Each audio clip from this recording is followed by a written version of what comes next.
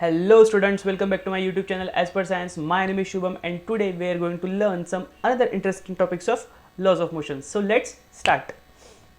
So in the last lecture we have studied speed and velocity. So what exactly speed? Let's revise some part. So what exactly speed is? Distance upon time, right? And what is velocity? It's displacement upon time, right? So distance is actual path covered by the object and displacement is the minimum distance between two points. Alright. So here we will start one numerical. See, this is one simple sa numerical which you have in your textbook. So what is the distance? Let's find first. Let's find out the distance traveled by Sheetal from Sheetal's house to Sangeeta house. Okay. So Sheetal speed at part A. Okay, I will write it as Sheetal A. Alright, Sheetal, I mean this path. So what is the distance? It's 500 meters. Alright. So again we know speed का formula क्या है? Distance upon time. So distance क्या है? 500 meters. And उसको time कितना लगा है? So according to textbook उसको 5 मिनट्स लगा है. ठीक है. सो शीतल का स्पीड क्या आएगा at part A? It will be 100 minutes 100 metre per minutes. ठीक है, बिकॉज 5 1 5 एंड 5 1 5 0 0. सो शीतल का speed at part A was 100 metre per minutes. अभी देखते हैं कि पार्ट बी में क्या है. सो शीतल का speed, this is speed. Okay, now Sheetal speed at part B. Again distance क्या है देखो, 1200 मीटर. ओके, 1200 मीटर एंड उसको टाइम कितना लगा है? 24 मिनट्स. ठीक है. सो अगर हम ये सॉल्व करते हैं तो आपका आंसर आ जाता है 50 मीटर्स पर मिनट. ठीक है.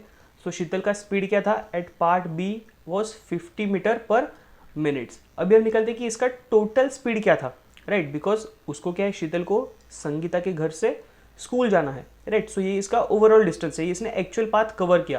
पहले उसने पार्ट ए कवर किया, देन उसने पाथ बी कवर किया. सो ये तो हमने पहले पार्ट ए का निकाला, देन हमने पाथ बी का निकाला. अभी हम निकालते कि ओवरऑल कितना स्पीड है उसका शीतल का. ऑलराइट. सो शीतल का ओवरऑल स्पीड,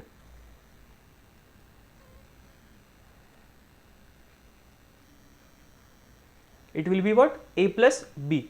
हम डायरेक्टली ये ऐड नहीं कर सकते बिकॉज यहाँ पे स्पीड अलग था, यहाँ पे स्पीड अलग था. So what we will do, उसका ओवरऑल डिस्टेंस क्या है? 500 प्लस 1200, सो 1700. ठीक है. एंड उसको टाइम कितना लगा? 24 प्लस 5 29 मिनट्स. राइट. सी, ये 1700 कहाँ से आया? 500 प्लस 1200, टोटल 1700.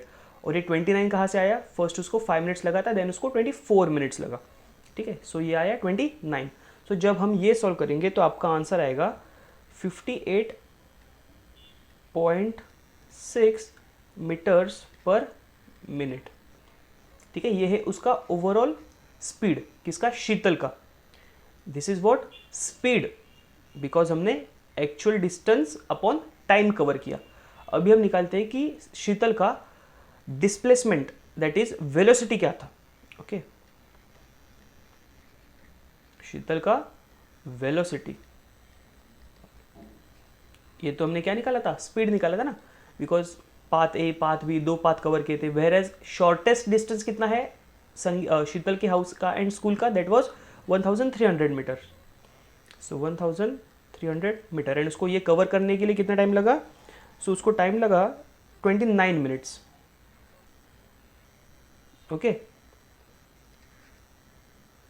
29 मिनट्स. अगेन कैसे? ए कवर करने के लिए 5 मिनट्स लगा था, बी कवर करने के लिए 24 मिनट्स लगा था, सो टोटल इसका हो गया 29 मिनट्स। सो अगर हम ये डिस्टेंस बाय ये टाइम कैलकुलेट करते हैं तो हमारा आंसर आता है 44.8 मीटर्स पर मिनट। ठीक है, सो शीतल का देखो स्पीड क्या था 58.6 एंड वही शीतल का वेलोसिटी क्या है 44.8 metre per minute. So speed and velocity कभी कभी अलग हो सकता है, ठीक है, बिकॉज इसने डिस्टेंस उसका ये था, ठीक है, path A plus path B, where is उसका डिस्प्लेसमेंट थोड़ा कम था, इसके लिए वैल्यू भी थोड़ा कम आया। ठीक है, आई होप अगर आपको न्यूमेरिकल सॉल्व करना है तो आप इस टाइप से न्यूमेरिकल सॉल्व कर सकते हो। स्पीड दिया है तो distance upon time and velocity दिया है तो डिस्प्लेसमेंट अपॉन टाइम। ठीक है, अभी चलते हैं नेक्स्ट टॉपिक पे, that is uniform and non uniform linear motion. So first of all what exactly is uniform. ठीक है, सो यूनिफॉर्म यानी क्या होता है कि कोई भी एक सेम स्पीड में लाइक कांस्टेंट स्पीड में ट्रैवल करना। ठीक है, this is called as uniform, जो भी एक सेम होता है सब कुछ। लाइक देखो आप स्कूल में यूनिफॉर्म पहनते हो, सबका यूनिफॉर्म सेम होता है, ऐसा नहीं कि कोई अलग यूनिफॉर्म पहन के आ जाता है। हाँ, बर्थडे के दिन कोई तो अलग पहन के आ जाता है, I know that, I am not talking about that, but normal days में सब लोग का यूनिफॉर्म सेम होता है, इसलिए उसको यूनिफॉर्म बोलते हैं कि सबका सेम होना। ठीक है, सो यूनिफॉर्म यानी क्या, one of the meaning is same. ठीक है, सो यहाँ पे क्या है, यूनिफॉर्म लीनियर मोशन, यानी कि एक कांस्टेंट स्पीड से ट्रैवल करना, this is called as uniform linear motion. आपको मैं एक अलग एग्जांपल देता हूँ। सी, जो हमारा अर्थ का रोटेशन है ना अराउंड सन 365 डेज में होता है। ऐसे तो नहीं कभी अर्थ को कंटाला आया उसने 400 डेज में कंप्लीट किया, कभी और कंटाला आया 450 डेज में कंप्लीट किया, ऐसा नहीं होता। सन 365 डेज में ही अपना एक रिवॉल्यूशन कंप्लीट करता है, राइट। सो हम कहेंगे सन यूनिफॉर्म सर्कुलर मोशन परफॉर्म कर रहा है, राइट। वेयरएज अपने जो घर में क्लॉक रखा होगा उसमें देखना, जो मिनट हैंड होता है ना, ऑलमोस्ट 60 सेकेंड्स के बाद ही अपना एक रिवॉल्यूशन कंप्लीट करता है। ऐसे नहीं कि कभी 59 में कंप्लीट किया, कभी 72 में कंप्लीट किया, ऐसे नहीं करता कभी। 60 सेकेंड्स में ही अपना एक रिवॉल्यूशन कंप्लीट करता है। This is called as uniform circular motion, right. एक पर्टिकुलर टाइम इंटरवल के बाद वो अपना रिवॉल्यूशन कंप्लीट कर रहा है। वैसे ही यूनिफॉर्म लीनियर मोशन क्या होता है, if an object covers equal distance in equal interval of time. समझा, the object covers equal distance in equal interval of time, it is said to be as uniform speed। ठीक है, यह definition है उसका uniform linear motion का। And वही non uniform क्या होता है, जो डिफरेंट होता है, simple, if an object covers unequal distance in equal interval of time. ठीक है, अनइक्वल डिस्टेंस कवर कर रहा है, this is called as non uniform speed. ठीक है, यूनिफॉर्म स्पीड यानी equal distance in equal interval of time, non uniform यानी unequal distance in equal interval of time. इसका हम एक एग्जांपल देख लेते हैं। 3 फ्रेंड्स थे, अमर, अकबर, एंथनी। ठीक है, देखो 5 बजे सब लोग निकले घर से, ओके। यूजुअली प्लान्स कैंसिल होते बट इनके प्लान कैंसिल नहीं हुए। सो 5 बजे निकले वो लोग घर से। सो ऑब्वियसली जब घर से निकले तो उनका किलोमीटर कितना कवर हुआ था, 0, कुछ स्टार्ट ही नहीं किया था, राइट। तीनों ने समझो रेस लगाया तीनों ने। सो 30 मिनट्स में अमर ने 20 किलोमीटर्स कवर किया। ठीक है, 0 to 20 that is 20।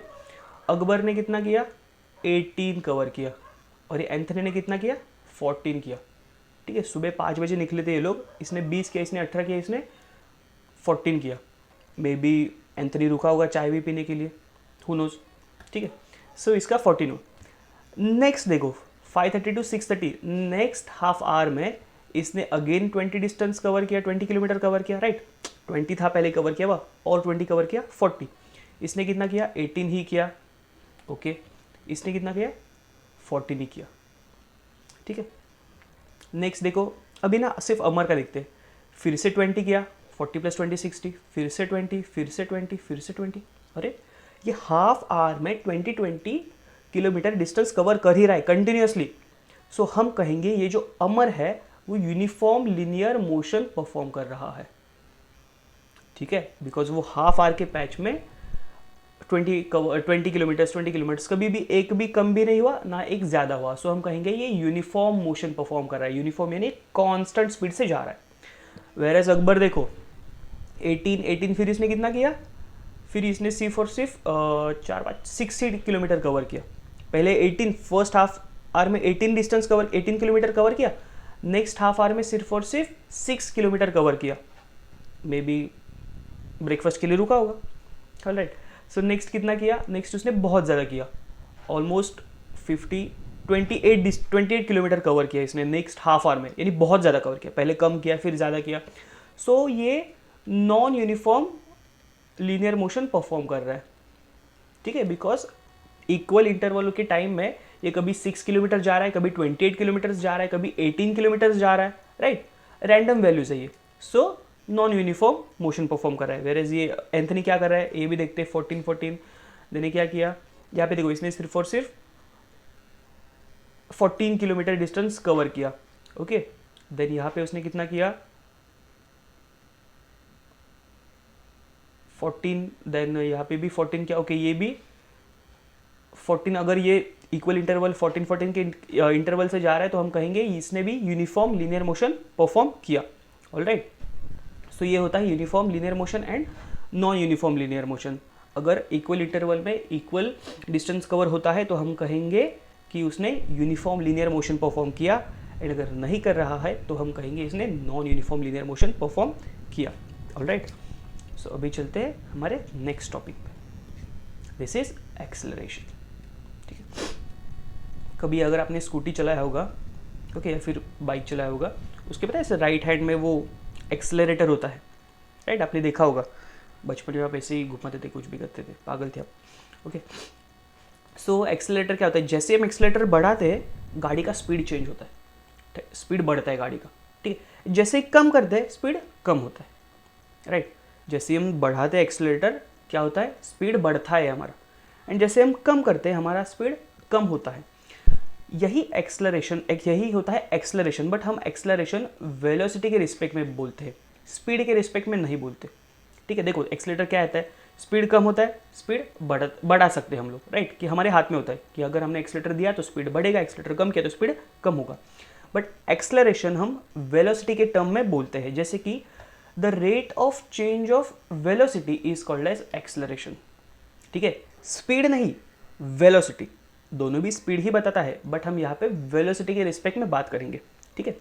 The rate of change of velocity is called as acceleration, ठीक है। Rate of change of velocity is called as acceleration. तो इसका फॉर्मूला कैसे आएगा, देखो, एक्सेलरेशन, हम लोग एक्सेलरेशन को ए से दिखाते हैं, ठीक है,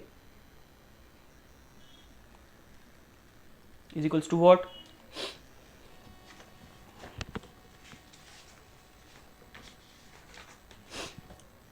चेंज इन वेलोसिटी,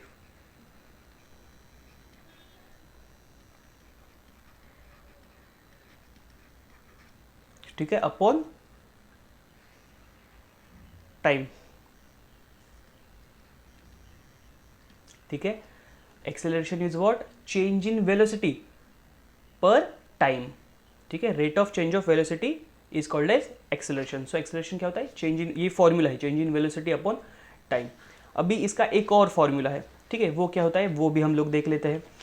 यूजुअली देखो एक्सेलरेशन जो होता है ना, वो हम ए से डिनोट करते हैं, स्मॉल ए से, ओके। वेरेज जो और दो टर्म होते हैं, इनिशियल वेलोसिटी, क्या होता है, इनिशियल वेलोसिटी, यानी स्टार्टिंग में आपका वेलोसिटी क्या है, okay.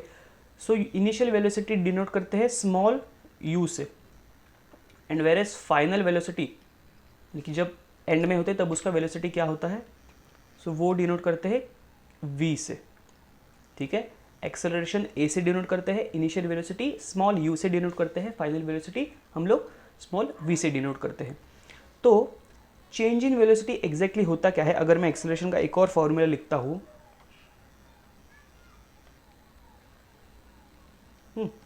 So final velocity minus initial velocity,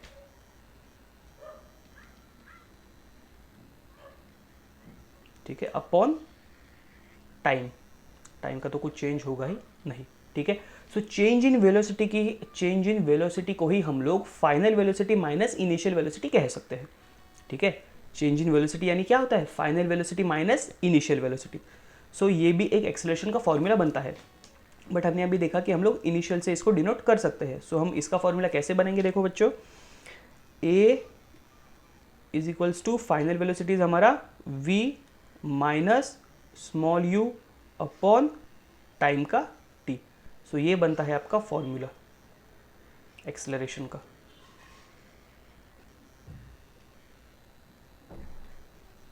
okay, so acceleration is equals to final velocity minus initial velocity upon time का t। Okay, so this is our acceleration का formula. Acceleration का formula very very important है, बहुत सारे numericals exam में पूछे जाते हैं, सो आपको फॉर्मूला याद रखना है। Okay, it's final velocity minus initial velocity upon T, v minus you upon T, कैसे भी आप याद कर सकते हो। ठीक है, नेक्स्ट टॉपिक पे आता है, that is positive acceleration, negative acceleration and zero acceleration. ये तो बहुत ईजी टॉपिक है, आपको नाम से इसको समझ में आया होगा। पॉजिटिव एक्सेलरेशन यानी क्या, वेलोसिटी बढ़ना, नेगेटिव कम होना, जीरो यानी कांस्टेंट रहना। Simple, science is very simple. ठीक है, अगर आप समझ के करते हो तो। अब अगर आपको साइंस में इंटरेस्ट है और आप कॉन्सेप्ट्स को इजीली गेन करते हो ना, तो science is very difficult, science is very easy. ठीक है, खाली फुकट लोग बोलते हैं कि साइंस डिफिकल्ट है, साइंस डिफिकल्ट है। साइंस बिल्कुल भी डिफिकल्ट नहीं है, साइंस बहुत ईजी है। इट जस्ट आपका कॉमन सेंस इंपॉर्टेंट है बहुत साइंस में। ठीक है, so let's see positive acceleration क्या होता है। When the velocity of an object increases, right, velocity जब इंक्रीज होगा हम कहेंगे पॉजिटिव एक्सेलरेशन हो गया। When the velocity of object decreases, negative acceleration. Negative acceleration is also called as deceleration. ठीक है, ये वर्ड याद रखना, कभी कभी एमसीक्यू में पूछ सकते हैं स्कूल में। It is what, deceleration. Okay, and when the velocity of object does not change with time, अगर वेलोसिटी कुछ भी नहीं चेंज हो रहा है तो हम कहेंगे जीरो एक्सेलरेशन। ठीक है, तीनों का डेफिनेशन आपको याद रखना है। पॉजिटिव में क्या होता है, वेलोसिटी इंक्रीजेस, नेगेटिव में वेलोसिटी डिक्रीजेस, जीरो में डज नॉट चेंज। ठीक है, आप एक एक वर्ड में भी आप इसको याद रख सकते हो। ठीक है, सिंपल है। Okay, very good. So that's it for the day. अगर आपको इस लेक्चर में कोई डाउट होता है तो आप मुझे कमेंट सेक्शन में पूछ सकते हैं। मिलते हैं नेक्स्ट लेक्चर के में, तब तक के लिए good bye and take care.